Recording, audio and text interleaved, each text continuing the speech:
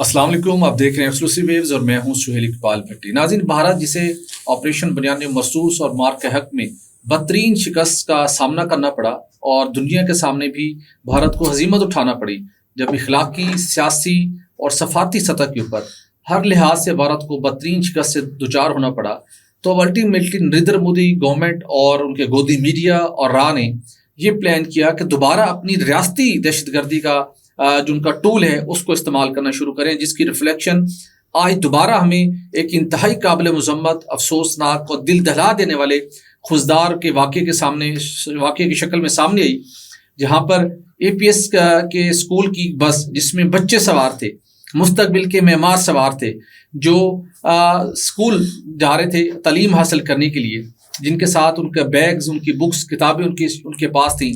इन नन्हे मासूम बच्चों को भारतीय प्रॉक्सी वार के जरिए से दहशतगर्दी करने वाले दहशतगर्दों ने निशाना बनाया, जिसमें अब तक इतलात के मुताबिक 5 बच्चे शहीद और कई बच्चे जख्मी हैं, जिनकी हालत बहुत तशवीशनाक है।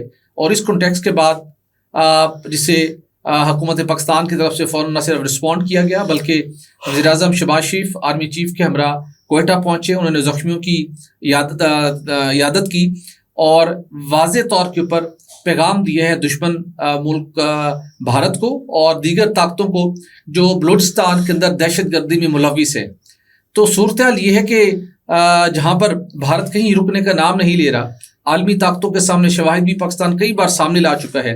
कलभूषण या देव को इसी बलूचिस्तान से गिरफ्तार किया गया, जो इंडियन नेवी का सर्विंग ऑफिसर था, जिसने एतराफ़ किया कि वो बलूचिस्तान और पाकिस्तान के अंदर दहशतगर्दी की कार्रवाइयों में मुलविस है।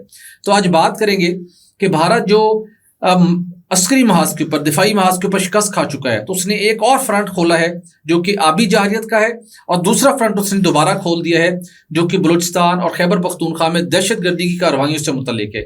इन दोनों फ्रंट से निपटने के लिए किस हिकमत अमली की ज़रूरत है और दुनिया कब भारतीय रियासती दहशतगर्दी के सबूत सामने आने के बाद कब हरकत में आएगी, इसके ऊपर भी बात करेंगे। तो आज मेरे साथ मौजूद होंगे न सिर्फ सईद खालिद मुस्तफ़ा साहब, बल्कि हमने खसूसी तौर पर मदऊ किया है, वाटर एक्सपर्ट हैं, और बिलखसूस इंडिया ने जो पाकिस्तान के हवाले से आबी जारियत का जब भी कोई मनसूबा बनाया तो सबसे पहले उसको जो मंजर आम पर लेके आए, रेलेवेंट स्टेक होल्डर्स को सेंसिटाइज किया, उसके ऊपर आवाज़ बुलंद की, दुनिया के ज़मीर को झंझोड़ा, तो वो सिर्फ एक ही नाम है, अरशद एच अब्बासी साहब। अब्बासी साहब, आपका बहुत शुक्रिया, आज आपने हमें ज्वाइन किया, अगरचे कि आपकी तबीयत सख्त नासाज थी, लेकिन जो मामले की सेंसिटिविटी है उसके पेश नज़र आपने हमारी रिक्वेस्ट को एक्सेप्ट किया और आप स्टूडियो में तशरीफ लाए। तो हम इस पे ज़रा आबी जारियत के हवाले से बढ़ने से पहले खालिद साहब, मैं आपकी टेक लेना चाहूँगा कि पाकिस्तान ने हर तरह के सबूत दिए, दुनिया को भी भारत को भी। कलभूषण ये देव सबसे बड़ी एग्जाम्पल है, लेकिन ये सिलसिला कहीं रुकने का नाम नहीं ले रहा और आज नन्हे मासूम बच्चों को दहशतगर्दी की नज़र कर दिया गया भारत ने। और उसके बाद BLA के वो लोग जो सारी कार्रवाइयों में मुलविस हैं, वो इंडियन मीडिया चैनल से बैठ कर मजीद लोगों को इश्तियाल दे रहे हैं। ये भारत, नरेंद्र मोदी इतना बेज़मीर, इतना बेहिस क्यों हो गया है? भट्टी साहब, ये जो पॉपुलिस्ट लीडर्स होते हैं, ये इनकी ये एक बहुत बड़ी ये खूबी समझ लें या खामी समझ लें, ये जब ये बड़े रुथलेस होते हैं अपने जो भी अपने मकासद हासिल करने के हवाले से। जैसे कि हिटलर था, वो उसने भी ऐसे ही किया था, और ये भी एक उसी की एक शक्ल है। इस वक्त हमें उसका सामना है, लेकिन मोदी को जब ये मालूम हो गया है कि जब हम एक जो रेगुलर आर्मीज की जो लड़ाई है उसमें तो हम बुरी तरह हार गए हैं, उसने फिर अब दोबारा जो है ना वो प्रॉक्सी वार की तरफ चला गया दोबारा। और आपको पता है कि जो बलूचिस्तान में तालिबान, बलूचिस्तान में BLA, तालिबान और रा का जो नेक्सिस है वो बड़ा खौफनाक हद तक डेवलप हो चुका हुआ है, लेकिन हमें विजिलेंट होने की ज़रूरत है। लेकिन मैं यहाँ पे अरशद एच अब्बासी साहब हमारे मेहमान खुसूसी हैं आज, और आज हम उनका इंटरव्यू कर रहे हैं। 2 पार्ट इंटरव्यू होगा हम इंशाल्लाह, एक तो आज हम चलाएंगे हिस्सा और दूसरा कल, और इसमें तमाम जो एस्पेक्ट्स हैं इंडस वाटर ट्रीटी के हवाले से और इंडिया के जो डिज़ाइन है कि वो पाकिस्तान के जो पानियों का रुख जो है वो अपनी दरियाओं की तरफ मोड़ना चाह रहा है, उसके हवाले से भी बात करेंगे, प्रोजेक्ट्स के हवाले से भी बात करेंगे। और जो पाकिस्तान में जिम्मेदार लोग जो कहते हैं, अपना स्टांस बताते हैं कि जी इंडिया जो है 2-3 साल तक कुछ नहीं कर पाएगा, फिर जब वो कंस्ट्रक्शन करेगा तो हम देखेंगे, क्या ये इस स्टांस में कितनी सच्चाई है, इस हवाले से भी हम अरशद एच अब्बासी साहब से बात करेंगे तो अरशद, अच्छा भाई साहब, पहले तो हमें ये बताएं कि इस वक्त हमारे जो दरिया हैं, आप अक्सर कहा करते हैं कि ये हमसे इलेक्ट्रिसिटी हमारे दरियाओं पे बनाते हैं और फिर ये चाहते हैं कि हम पाकिस्तान को ये एक्सपोर्ट करें, तो ये आपका पुराना एक स्टांस था। मैं आपकी सारी बातों में जवाब, एक छोटी सी फोक कहानी थी, वो तो छोटी कर दो, एक लफ्ज में, दो लफ्जों में। वो कहते मेला लगा था और वहाँ पे किसी बंदे की एक चादर शाल हो, तो वापसी पे लोगों ने पूछा कि बताएं जी मेला कैसा था। तो मेला शिला कोई नहीं था, ये असल में मेरी चादर लेने के चोरी करने के लिए ये सारा ड्रामा किया गया, ये सारे लोग इकट्ठे थे जी। आपकी इस बात का जवाब है, देखिए आपके साथ पहले हमने आज एग्जैक्टली 20 साल पहले बगलियार के बड़े एक्सक्लूसिव काम ऐसे किया था इंडिया के साथ। तो मेरे ख्याल है 97, बल्कि जब आप कहते हैं कि वेलकम, तो मैं कहने लगा था आपको बस से, क्योंकि हिंदी में मेरी बड़ी पक्की होगी। एक बात जो हम समझ रहे हैं ना, ये वाला काम कि जो भी है, मैं कोई स्ट्रेटेजिक वो मिलिट्री थिंकर तो हूँ नहीं जी जी, लेकिन एक बात आपको याद है कि इसी तरह 2008 में जब IPP काम कर रहे थे कि ईरान पाकिस्तान प्राइसिंग कितनी होनी चाहिए, तो उसके जो आर्किटेक्ट थे वो आर.के. पिचोरी थे। He was brilliant person, doctor R K. Pachauri, Nobel prize university IPC के चेयरमैन थे। जी जी। तो मैंने उनसे पूछा कि पिचोरी साहब, वो भी वहाँ पे पहाड़ी की एरिया के रहने वाले, हमारी लैंग्वेज भी सेम थी, हमने वो सीख ली थी। तो वो कहने लगे यार बात सुनो, एक बात बताओ, ये जब आप ट्रैक टू डिप्लोमेसी का हिस्सा थे उस वक्त ट्रैक टू के अलावा बाकी भी जो डिफरेंट कॉन्फ्रेंसेस होती है वो जगह पे होती है इंटरनेशनली। यहाँ तो देखिए सेल मेरी इतनी वैल्यू नहीं है, लेकिन बाहर लोग बुलाते हैं, इंडिपेंडेंट ओपिनियन लेते हैं।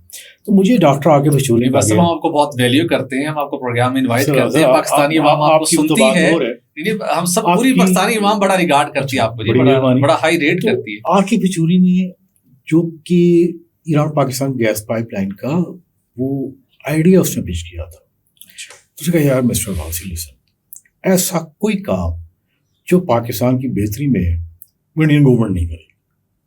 मुझे उसने वो पेपर दे दिया जो कि खालिद मुस्तफा ने एज इट इज रेप्लिकेट किया अपने रिपोर्ट में।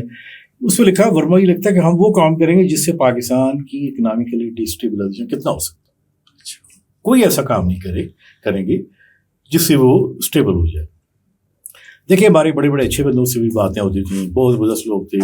मैं जिक्र करना चाहूँगा Salman Haider, former foreign secretary, वो लोग अब बिल्कुल नहीं रहे।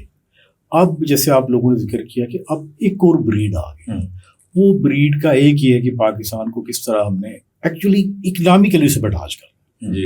ऑब्जेक्टिव वन एक और आपको भेजी थी। अच्छा, ये रिपोर्ट सारी अवेलेबल है नेट ओपन सोर्सेज में, इकोनॉमिकली इसको पाकिस्तान को बर्दाश्त कर रहा है।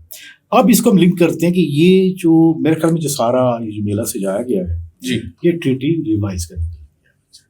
आपके कहने का मतलब ये जो फॉल्स फ्लैग ऑपरेशन है, उसके बाद जो जंग का तबला उन्होंने बजाया है, बेसिकली ये इंडस वाटर ट्रीटी को हैंड इन अबेंस करने के लिए। देखिए कोई बंदा ये डॉट कनेक्ट नहीं कर रहा कि पहले 3 नोटिस की, जैसे ये ऑपरेशन जो भी है इंसिडेंट हुआ है उसके 24 घंटे में अनाउंसमेंट नपीतली कैलकुलेटेड, क्योंकि हम भी देखने वाले कहते हैं ना क़यामत की नज़र से देखते हैं। जो उनके सेक्रेटरी वाटर सोर्स की जो स्टेट नोटिस था उसमें 3 चीज़ें बड़ी इंपॉर्टेंट हैं। एक तो ये कि डेमोग्राफिक का पोजीशन चेंज हो गई है, रिन्यूएबल एनर्जी भी है और पानी की शॉर्टेज। अच्छा, ये बातें पहले ये 3 नोटिस दे चुके थे, लेकिन मैं आप दोनों से आज एक बड़ी एक्सक्लूसिव बात कर रहा हूँ। वो ये है कि ये जो उनका मास्टर प्लानिंग है, देखें ये ऑन रिकॉर्ड है कि आपने 2013 में एक स्टोरी की, 13 अगस्त 2013, बिल्कुल जस पढ़े। वो एक बड़ी मज़ेदार कहानी है कि मैं न्यू दिल्ली में था, तो मुझे ज़्यादातर मुझे फ़ायदा होता काले रंग का। मुझे उन्होंने समझा बम्बे का आदमी है, मुझे मेरी कॉपी दे दी। तो मैंने उसी ज़बान में कहा कि यार कॉपी भी दी है वो डिस्ट्रीब्यूट करने के लिए, वो किसी कॉन्फ्रेंस में। हाँ, ये बाकी इसकी प्रोजेक्ट डॉक्यूमेंट नहीं दिए। सर आ जाएंगे। तो उसमें आपने स्टोरी की कि जसपा हिमाचल प्रदेश पे जसपा डैम से वो कनेक्ट कर रहे हैं ब्यास को। वैसे मैं थोड़ा इसको अपनी व्यूज़ के पॉइंट ऑफ व्यू से थोड़ा इसको सिंपलीफाई करना चाहता हूँ। बड़ी इंपॉर्टेंट इन्फॉर्मेशन आप शेयर करने जा रहे हैं। सबके जहन में ये एक सवाल है कि भारत इंडस वाटर ट्रीटी को मुअत्तल करके दरिया चनाब ये हमारा इंडस सिस्टम से क्या क्या वो बेनिफिट लेना चाह रहा है, क्या कौन से मंसूबे बना रहे हैं और पाकिस्तान को कैसे नुकसान पहुंचेगा, इस कॉन्टेक्स्ट में गाइड करें। उसी सेल में उसी पॉइंट पे आ रहा हूँ कि अक्सर अब तो पाकिस्तान में भी शुरू हो गए, कोई इंटरनेशनल फॉरम भी है जी, अभी बड़ा अरसा लगेगा, अभी वो उनमें कैपेसिटी नहीं है। मेरे ख्याल में वो करंट नहीं है अपने सब्जेक्ट में। ये बड़ा मुश्किल काम होता है किसी सब्जेक्ट में करंट होना। बल्कि अगर आप कहें कि जैसे ये स्टेटमेंट दे के कि ट्रीटी हेल्ड इन अबेंस, तो उन्होंने काम किया। 2 नहरें जो बनी हुई हैं, प्रताप कनाल और रंबीर कनाल, जिसका फ्लो इंडस वाटर ट्रीटी इनेक्चर सी में गिवन है कि 1000 क्यूसेक से ज़्यादा नहीं हो सकती। अच्छा। और 400 से ज़्यादा नहीं हो सकती, गिवन है। किस मौसम में? ये वाला मौसम, अप्रैल, मार्च टू अप्रैल। उसकी डिज़ाइन कैपेसिटी 1800 क्यूसेक है। 1800। अब उसको अगर आप मैक्सिमम फ्लड पे ले जाए तो 2500, वो तो उन्होंने उस दिन काम करना शुरू कर दिया। प्रताप कनाल को भी लेके गए 700 तक। अच्छा, ये रिपोर्ट कौन कर रहा है? ये रिपोर्ट कर रहा है, देखिए, वहाँ के लोग और बेनिफिशरी। अब आप लोगों के ख्याल में एक आता होगा कि हमारा इंडस वाटर कमिश्नर भी है, हमारे पास कोई state of the art system होगा। ये वैसे है भी बड़ा ट्रिकी था, क्योंकि कनाल बनी थी 1905 में, दोनों बनी थी महाराजा के वक्त में। तो उन्होंने कहा था इन कनाल से ज़्यादा पानी नहीं जाए। ये तो वायलेट द डे उन्होंने करना शुरू कर दिया। दूसरा, खालिद साहब ने भी एक स्टोरी की है कि 4 बड़े मेगा डैम के 2026 में अगले साल आ रहे हैं। और बड़ी मजे की बात है, हम भी वर्ल्ड ग्लोबल हाइड्रो पार्क में काम करते हैं। वैसे हमारे नाज़रीन को बता दें 4 डैम कौन कौन से? एक रतले है, मेरे ख्याल में तो वो रात को नींद में भी मुझे खालिद को याद आते हैं। एक रतले है, पाकलदल है, कीरू है, और एक का नाम शायद 25 मेगावाट। अच्छा, ये बड़े मेगा है। ठीक है। मेगा का मतलब ये 1000 मेगावाट, 700 मेगावाट, 800 मेगावाट, ये अगले साल आ रहे हैं।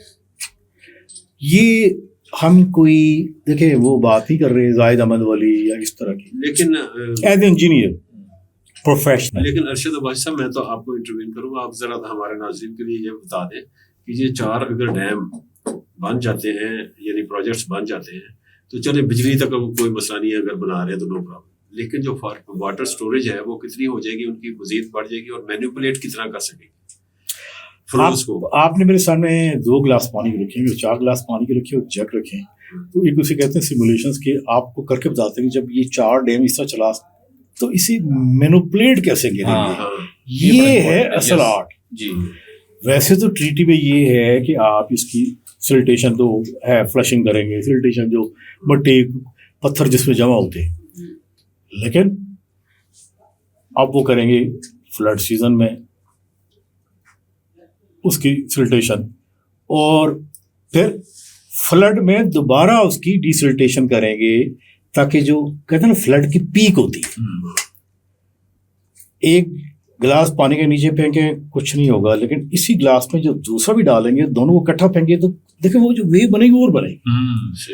ये बड़े अरसे से इंडिया से डिबेट भी होती है, कहते नहीं जी हम तो शरीफ बच्चे, हम कभी ऐसा काम नहीं करेंगे। लेकिन ये उनकी जो स्टेटमेंट खुद कहा है कि हम ऐसे ही मैनिपुलेट करेंगे। ये जो वेव बनेगी, इसका उनको क्या बेनिफिट होता है? पाकिस्तान कैसे डैमेज होगा? कोई बेनिफिट हो ना हो, हाँ, वही कहते हैं नुकसान तो महीने कितना हो। हमारा सोई पैटर्न जो है ना वो हमारे देखिए, जब फ्लड आया, फ्लड का मौसम है, हम वैसे रो रहे होते हैं, उसमें फ्लड एक और आ गया, पीक बन गई, ऐड हो गया, 1 लाख एकड़ फीट एक हो गया, 60,000 एक हो गया, 2 लाख एकड़ फीट आपने और इंजेक्ट कर दिया। वॉल्यूम ऑफ डैमेज तो बढ़ जाएगा। आप इधर हैं, हम भी देखेंगे, फिर देखेंगे कि ये कहाँ से आए। और फिर जब उनको रीफिल करना वो तब करेंगे जब सोइंग सीजन आएगा, जब गंदम होगी तब वो उसको फिल करेंगे। दोनों एक्सट्रीम उनके, तो इसे कहते हैं डैम मैनिपुलेशन, जो कि बड़ी लंबी डिबेट में हम जाते रहे हैं ये नाइल में कि ऊपर सोफिया को बनने दे दीजिए या आप। तो एक तो काम ये करेंगे और अगले साल से शुरू करेंगे। कैनाल्स को उन्होंने ऑलरेडी जो है मैनिपुलेट करना शुरू कर दिया हुआ है। और एक जो फियर है वो ये है कि देखिए बहुत एक्सीलेंट काम कर रहे हैं टनल बोरिंग मशीन में। हमारी तो एक ही आई थी नीलम जिले में, उसके बाद वो ठप पड़ी हुई है। अभी जुजिला टनल बनाई है 22 किलोमीटर लंबी है और 10,000 फुट के ऊपर। देखें आप बड़ी अच्छी जगह बैठे, इस्लामाबाद बैठे।